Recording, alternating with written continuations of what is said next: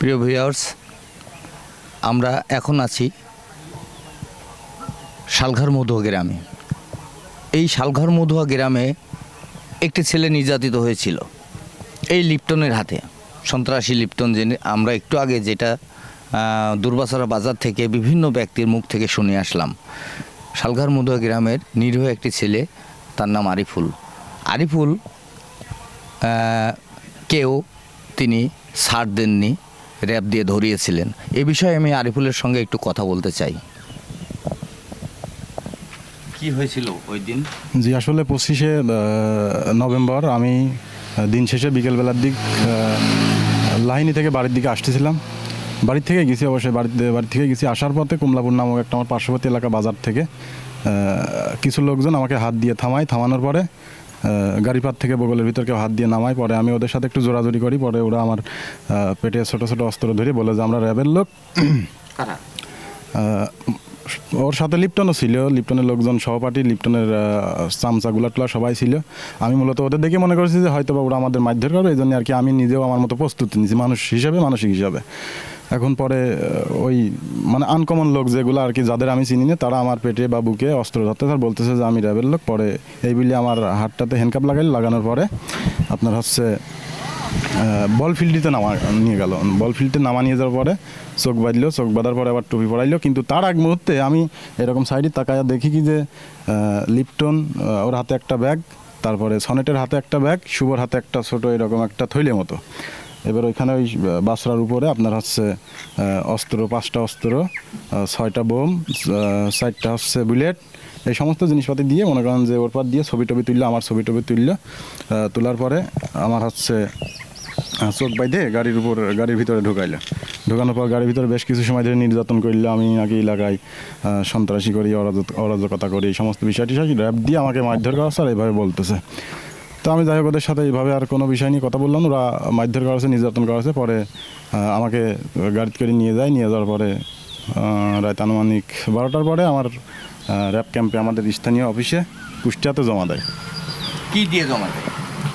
অস্ত্র দেয় 5টা, সেইগুলো আমার কাছে এখনও ডকুমেন্টস আছে। এই যে তার আলামত আমার ফোনে এখনও আছে, আপনারা সেইটা সোশ্যাল মিডিয়াতে তুলে ধরতে পারেন। এই দেখেন, এগুলো একটু এইখানে দেখেন, আমার ফোনে আছে, এগুলো আমি এখনও রেখে দিয়েছি।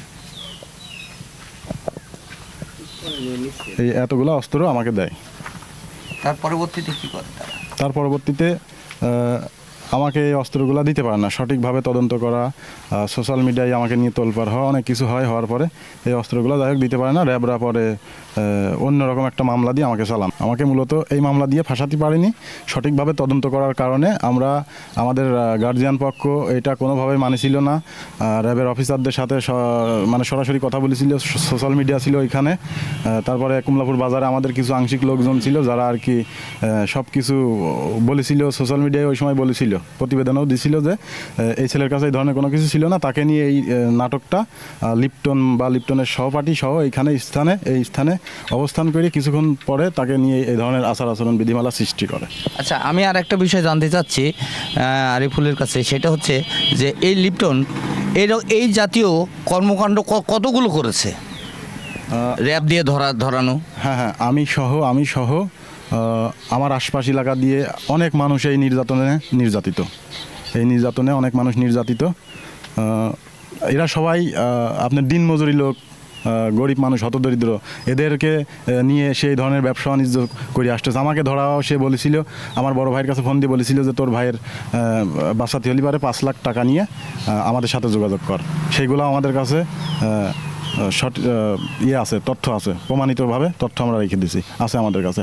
এর মাঝে রিসেন্টলি আমাকে সে ফোন দিয়ে হুমকি দিয়ে বলে যে তোকে লাশের খোঁজ দেবো না, হেন এই সেই তেন ইত্যাদি আরও অনেক কিছু বলেছিল।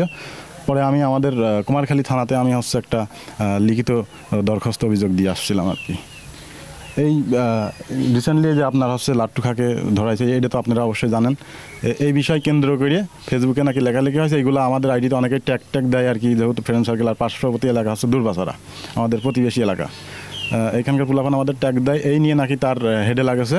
উনি আমার সামাজিক লিডার আছে জাফর লিটন, এদেরকে ফোন দিয়ে বলেছে যে বাঁচতে যদি চাও আরিফের সাথে মিশা যাবে না। তখন এরা বলেছে যে আরিফ আমার গ্রামের ছেলে, তারপরেও আত্মীয়, আমরা মেশবো কার সাথে কি না মেশবো সেটা আমরাই সব থেকে ভালো জানি। এই বিষয় নিয়ে আপনার মাথা ঘামানো লাগবে না।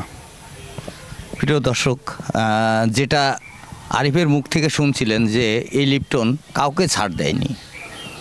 তিনি অত্র এলাকার আশপাশের একাধিক ব্যক্তিকে জিম্মি করে অপহরণ থেকে শুরু করে চাঁদাবাজি, টেন্ডারবাজি, নানান ধরনের অপকর্ম করে যাচ্ছেন।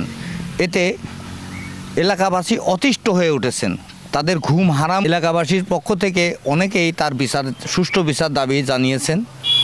আপনারা দেখতে পেয়েছেন একটু আগে, কিছুক্ষণ আগে দুর্বাসা বাজার থেকে একজন মহিলার বক্তব্যে তিনি বললেন যে আমরা সুষ্ঠু বিচার চাই।